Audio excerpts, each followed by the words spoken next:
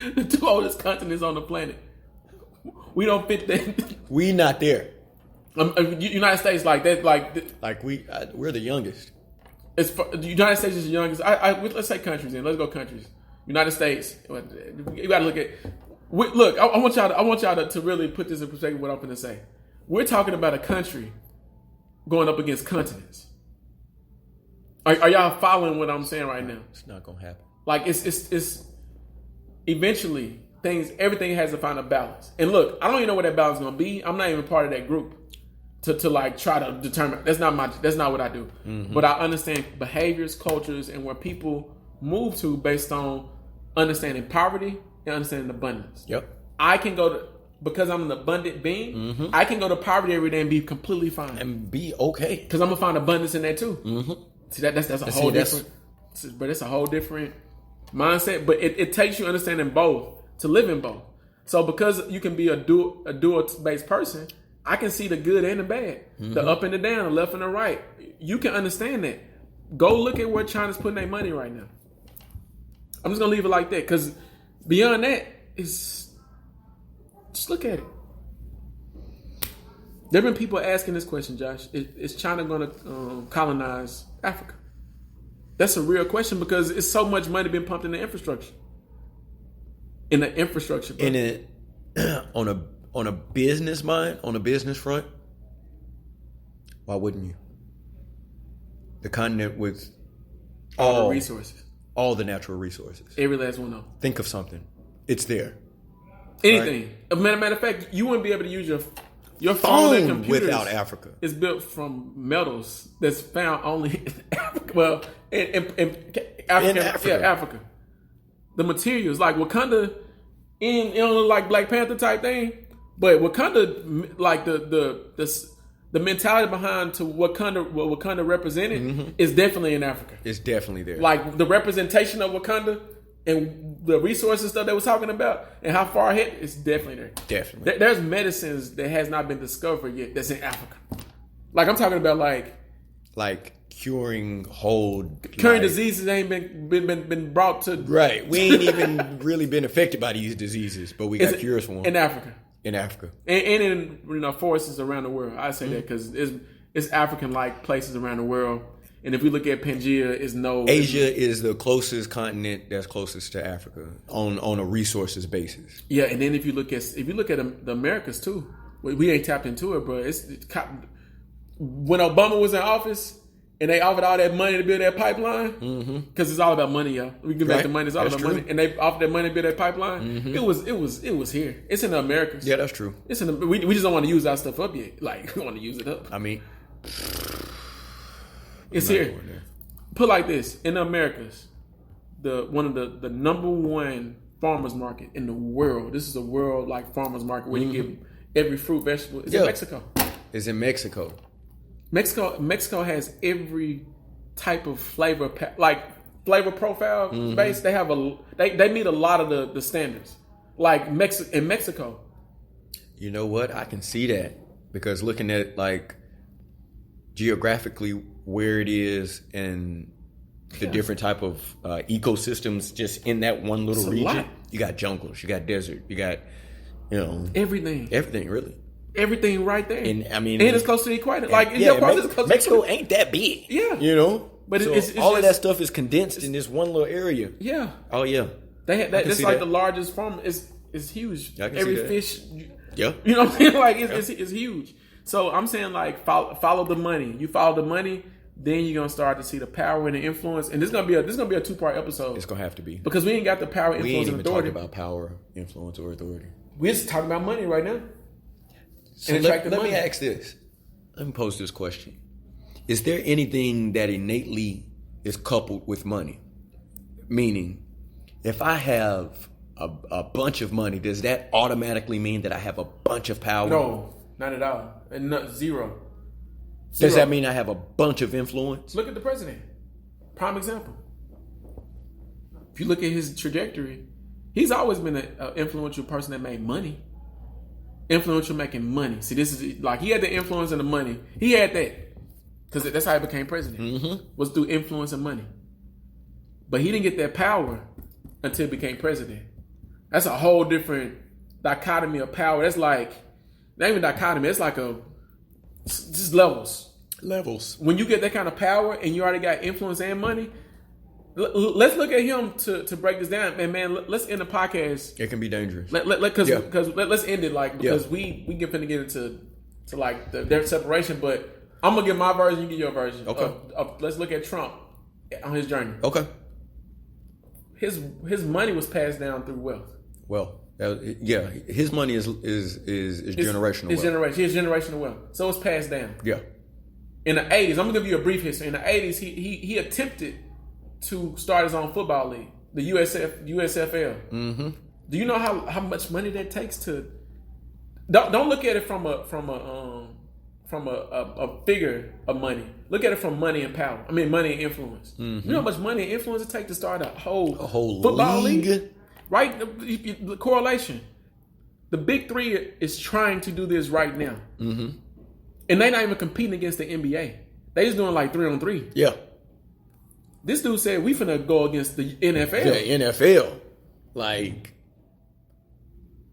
what? Now, that's in the 80s. That's in the 80s. No. I was just going to point out that Trump is a narcissist, and sometimes, all the time, that'll skew your view on reality and what's possible and what's not. Let's go back in the 80s too, because I just found this out recently. He spent a whole bunch of money to put the Central Park 5 in prison. He ran ads in New York. That's money. Yep. That's money that and newspapers are used for influence. Everyone, strictly influence. Man, that show is up. I don't even want to say the show on air but newspapers are influence. So he spent the money to me to get influence. Not to mention that along the same timeline, somewhere he made these words where I would become president.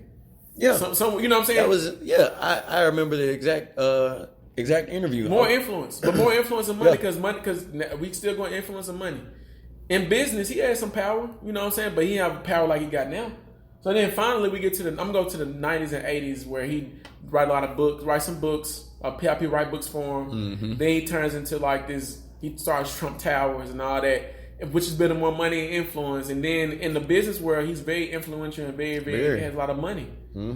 But it wasn't until he became president that he got that wield of power where it was like, I do what the fuck I want to do. Exactly. Because, I mean, you can't stop me. I can do everything in the whole world. Who gonna stop him? Because he understood the money and influence game first. Because he some of the tactics he uses. I'll say this. A lot of y'all gonna look at me differently. Me and Trump aren't all that different. Wow, you finna Kanye West this thing? Okay, all right. I've been called a hate monger. I've been called a racist. I've been called prejudice. All of those things, man. Only because the types of behavior, the types of things that I say mirror what Trump says. Because you understand the three. Trump understands people. Huh? So back in 88, when he made the statement, yes, I'll run for president and I'll win. Why? Because Republicans are the dumbest party. That's what he did. That's what he said. Like, not verbatim, but I'm paraphrasing. 20 years later, he does it? No, it's 40 years. Yeah. That's 40 years later. 40 years. And 88? Up to 2000, whatever year, like 16. Yeah, about 30, 40. Yeah. He does it? Yeah. Saying that. What? Who else could have done that? I don't. Everything. It was a perfect storm. I'm not a Trump fan. Let me say that now because I don't want people to start thinking this kid. But he strategically became the president based on emotions. Okay, so based on human emotion. But back to my statement when I said that we're not all that different. He plays on emotions every time, and it's clear when he doesn't. I play on emotions. Yeah. I mean, but every time he does it, every time. If if I recognize that, let's just say it's 5 million people in the United States. If I understand that 2 million of those people, 2.5, let's just call it half of those people agree with this sentiment. You know? And then the other half are so influenced by the people that agree with that sentiment that they're going to do it because they're influenced by those people. That's how he became president. Why wouldn't I pander to these 2.5 million people? If I have a goal that I'm... if it's 50-50, yeah. And I know I can get these 2.5 million, and I know these 2.5 million has influence over these other million to 2 million people. Let's say 500,000. Look at 500,000, because that's a good. So if I get 500,000, I'll become the president. Yep. He only needs to get the 2.5 because they're gonna influence the other 500,000. If I get the 2.5, I'm good, right?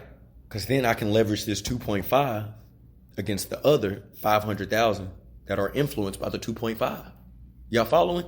I want you to we don't got to put any titles on this, but that's literally what happened. And we can end with this. Like that's literally what he did. So for people let's make America great again. Who is he talking to?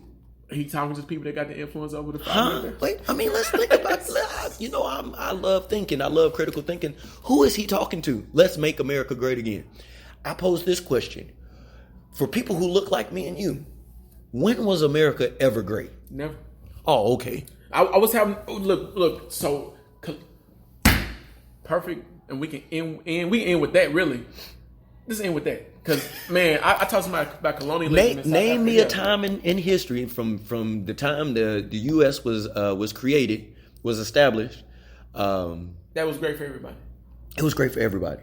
What was it, 1776? Yeah, but that's when the United States was, yeah. Well, let's go back 100 years because we was here. 1676. When was it great? For everybody. In 1676, who was it great for? In 1886, who was it great for? In 1986, who was it great for? In 2006. 2006. In 2016. Huh? I mean, we're in 2019 now. Come on. Hey, so you know when preachers at the end of their sermon, he's like, you already know what I'm talking about. That part, it is like, let the church say amen. Hey, so this has been KD Young. This is Josh Rucker. It's been the Wealth Effect. Love you. Peace.